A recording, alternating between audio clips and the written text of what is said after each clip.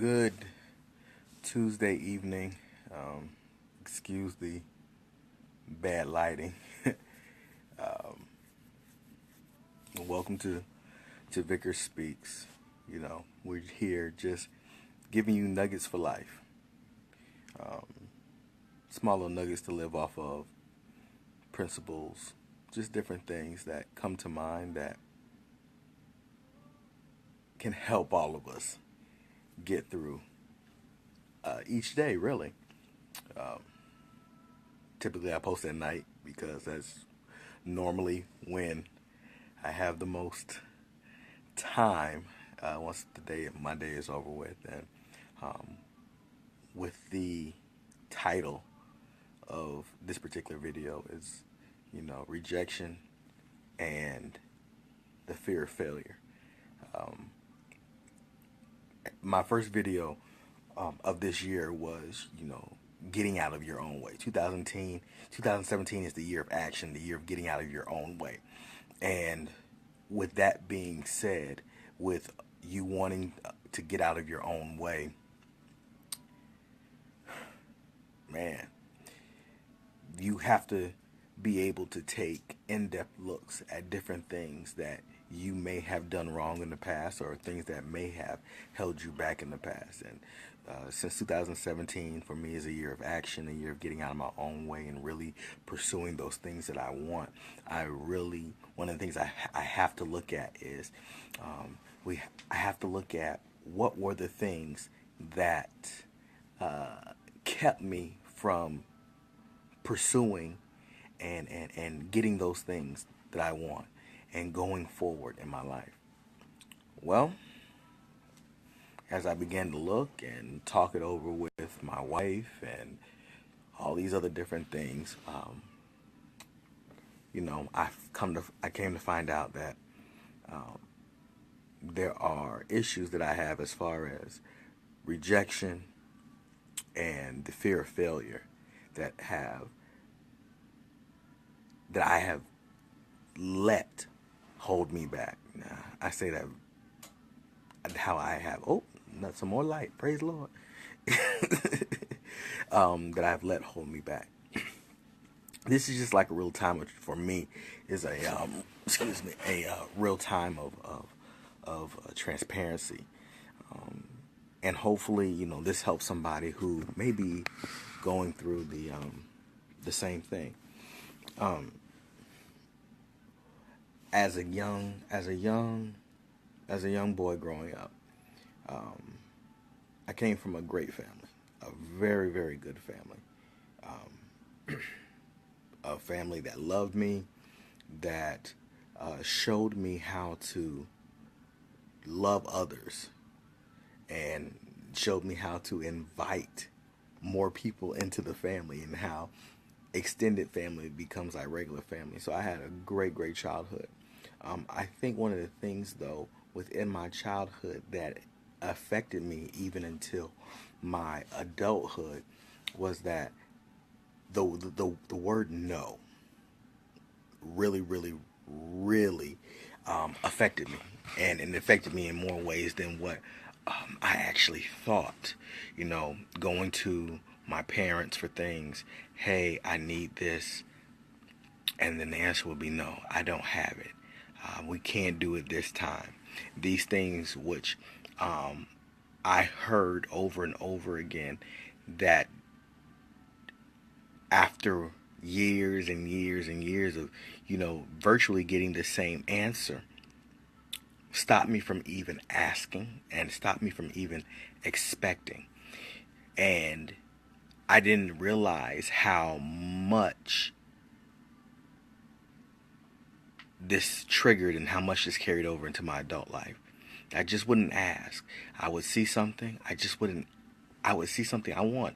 Instead of saying, hey, just to ask, hey, can I get this, or can I have this, or this is happening and I want to go and I want to try to attend. No, we don't have it. So what happened was I started not asking about it anymore. So whatever it was, even into adulthood, I see something, I probably won't be able to do that, because they'll probably tell me no. And then I was afraid of that no because I I I it was like it was like rejection. No, you can't do it because I had been told no so many times. And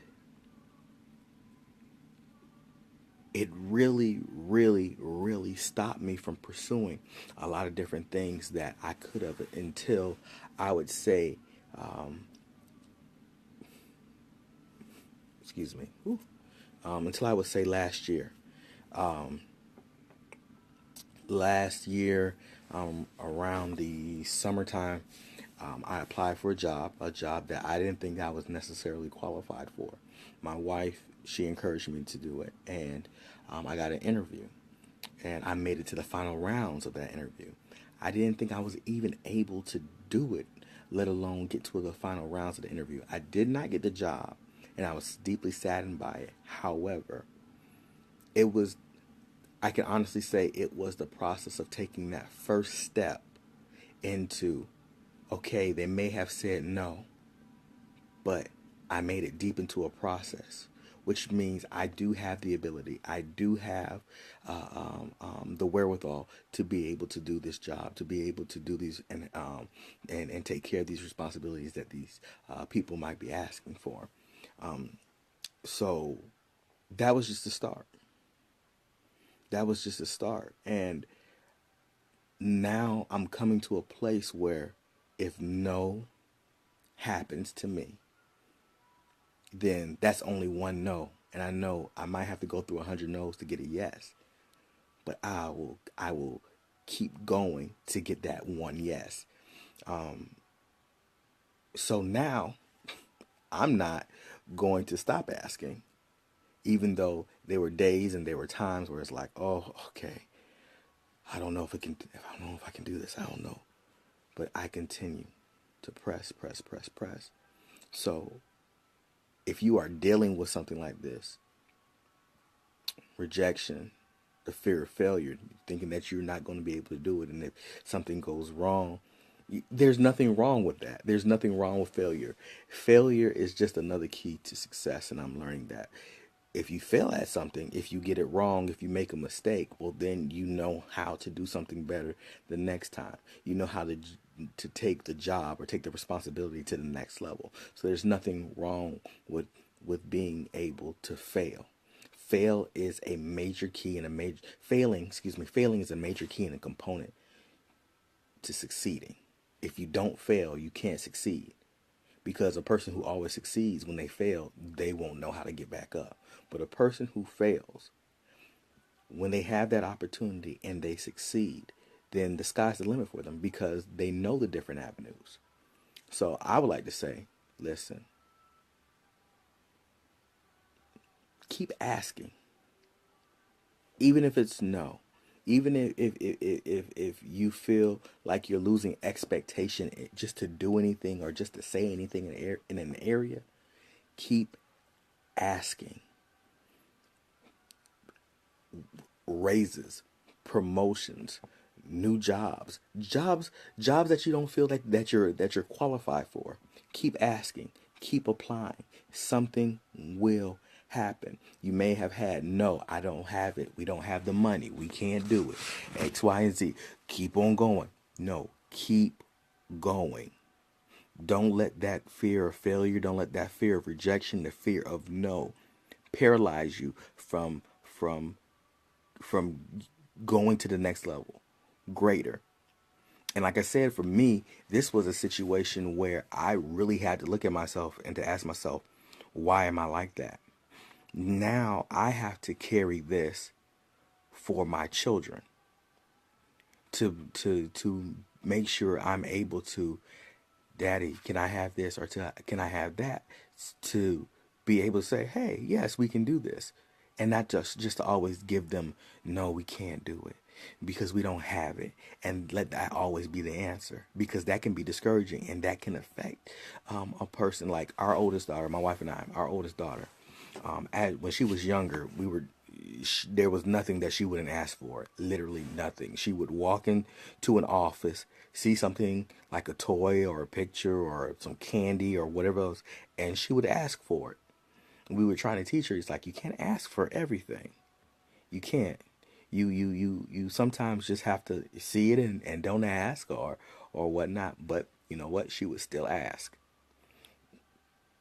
We we told her we don't want her to stop asking, but we were trying to temper what she would ask for when she would ask for it, because she would ask for it. Even if we said no, she would still ask. And that's just the persistence of a child, and that's beautiful and that's lovely. But we were just trying to temper that. And I'm learning something from her, that to continue asking regardless. No, well, okay, can I have that? No, well, I'm going to come back and ask again. Can I have this? This is what I want. This is the job I want. These are the things that I want to come with the job, and not be and not be satisfied with anything less. You know, a lot of times we get satisfied, we get complacent with these type of things. And one of the keys is not to get satisfied, is not to get complacent, is always be hungry, to always ask, to always go, to always make the connections, because you never know who you may talk to, or what may open up for you. But we have to get past this. You have to examine yourself and the why. And this is probably one of the most, like I said, transparent moments for me, because I am examining the why. Why am I doing this? Why has it taken me into my 30s for this? And I guess I have to go with it's better late than never to come to this realization about this. But don't ask, don't settle for the no, and don't let the no discourage you. I'm been trying to set up some meetings with some of my superiors. I'm at the job. I let them know about some of my possible ventures away from my current place of employment. Well, why am I letting them know? Because I'm letting them know, hey, look, this is what the deal is. This is what I'm looking for. And, you know, I'm going to get it. Plain and simple. I'm going to get it. And if I have to stay where I currently am, these are the things that I need in order to be able to, and let my request be made known. These are the things that I need in order to stay and become, and come respectful with it. Don't come like a jerk or anything of that nature. But we have to be able to learn. We have to be able to go and ask the why in these situations. Why is this keeping me back? And it wasn't pretty. And I had to look back, and I had to go back through all the times with my mom. I had to go back through all the times with my dad. I had to go back through all these different places and say, why is it that I cannot ask for anything? Why is it that I don't ask for anything? I just started asking for stuff. My wife would say, hey, what do you want? I want a PS4. Why do you want a PS4? Because no one has ever bought me a game system. The only game system that someone ever bought me was a Nintendo, and I haven't had one since. I bought my last game system for myself. So, my wife has probably been the person I've been the most forthcoming with as far as things that I want. And even then, sometimes I don't say anything, because there was a time and a place where I was the only one that was working due to some conditions and things of that nature, and I couldn't ask, I wouldn't dare ask, because we just didn't have it. So now I'm trying to break out that mold, because the only way I will be able to get things, the only way that I would be able to advance forward is to ask, is to plow my way forward. And I'm just really hoping that this, somebody is listening to me, and if you've even been through this, that you will take the chance to say, look, why am I weak in this area? Like I say, it takes a lot to say that you're weak in this area. And I'm here saying that I'm weak in this area, and I am trying to strengthen myself in this area.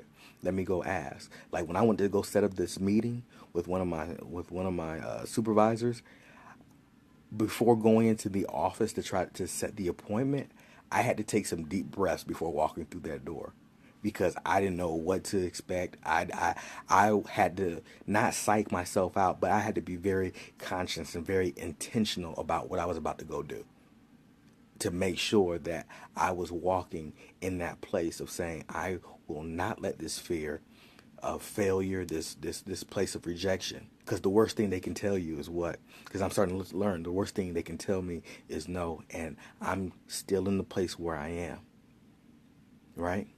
So, you know, we're working to get out of our own way. And part of the getting out of your own way process is to those bad habits and those bad things that have crept up as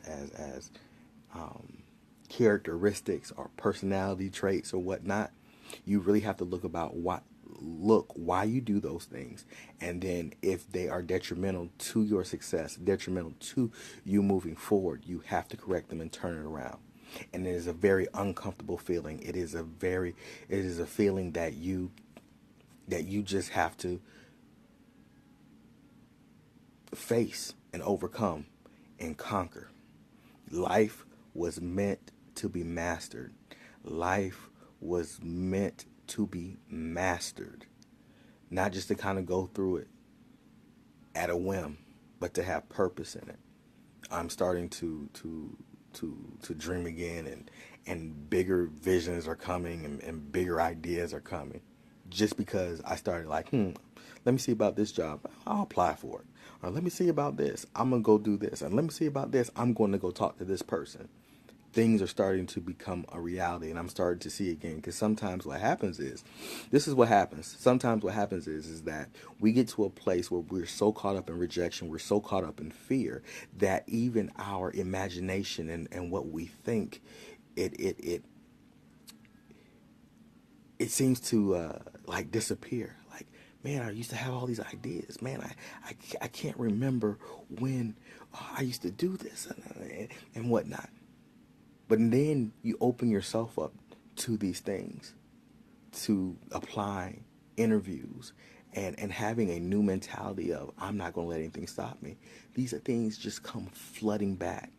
Ideas, visions about how you would do things, to writing a book. I'm in the process of writing a book. And when I tell you it is going to be a bestseller, it is going to be a bestseller, bar none, guarantee you. And you'll come back to this video January 31st, 2017 at about 9:30 something, 9:40 something p.m. You are going to see it.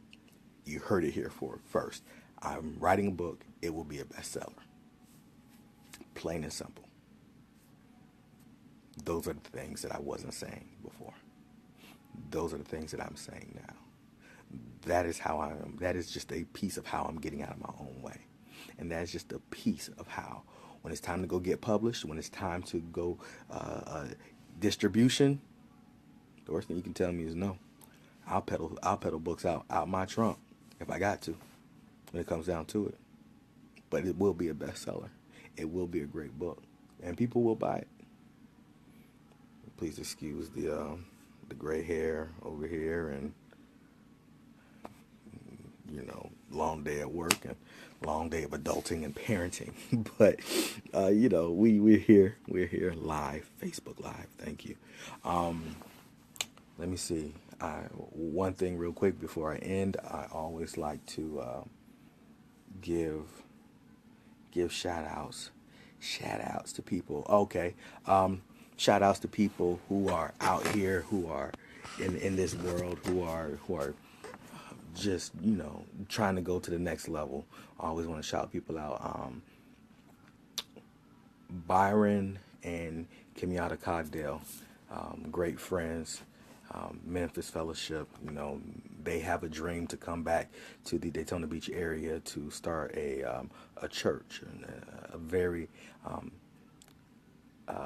racially and ethnic diverse church here. So, I want to give them a shout, because they really have a heart for wanting to bridge bridge people during this time of just really a lot of racial tension and racial unrest. I want to give a shout out to a good friend, Mr. Dwayne Quick, who is a pilot. Okay, now, you don't see this too many, but he's a black pilot. A black pilot that flies internationally. This guy goes overseas and everything. So, big ups to him for pursuing his dreams and doing those things. Darnell Butler, of course, with his group, Ignition, all the travel dates. I think he has like Covington, Georgia event coming up on February 5th. And then after that, he has something in Orlando. Then, like February 11th, Daytona Beach at Relevant Church for a night of fire or a night of worship. February 16th, the grand opening of Helping Hands Family Chiropractic. Dr. Anissa Baker, her grand opening is February 16th. So I want to shout her out. And then, of course, one of my main men, Tony Adams, Massage by Anthony. Great guy, a licensed massage therapist. So, I mean, I'm here. I'm here to help. I'm here to not just try to advance my dreams, but advance other people's dreams. So if you're out there and you wanna, and you can look these people up. They have pages on Facebook. Look them up. Get information from them. You will not be disappointed. I do not surround myself with people who are not about their business. I do not surround myself with people who are not winners, who have purpose and who have authority in life. These are the people who I surround myself with. One more person, one more team, Mr. Mike Tyree and his wife Shanika Tyree, and their Midtown laundromat that's supposed to be open. It's supposed to be having a grand opening very soon. So if you live in the Midtown area, and you need to wash your clothes, they own the laundromat there. So, support your local businesses that are in your neighborhood. Please do. These are good people. Mike Tyree's been real big with Ban the Box in the state of Florida, especially in the Volusia-Flagler County area. So, get them. Just shouting out just a few people. But like I said, I'm shouting these people out. These are people who have gone after their dreams. They have not let no deter them. They have not let these things keep them from realizing what they want to do and to go further. So that's why I shout people out, because it's a dream. And I shout these people out because I want you to know that you can do it too. And they are an inspiration to me. They're an inspiration to my family, to my wife and I, that we are doing this, that we can do these things as well. So remember, we're getting out of our own way. Make sure that when you're getting out of your own way, that you are going to look at yourself about why things are happening the way that they are and what is deterring you from realizing your dreams, from going after your dreams and becoming successful. All right? You the horse, can't nobody make you drink. You can have people to come and lead you, but can nobody make you drink. All right, so this is just some words of encouragement. Once again, like I said, today was a transparent moment of some things that I've been mulling over in my head and getting out of my way. Yes, no more fear of failure, no more rejection, no more being scared of no, taking no's as just another thing that I know that I'm going forward on. All right, so this is Vickers Speaks, and this is just a nugget for life. All right. Have a good night.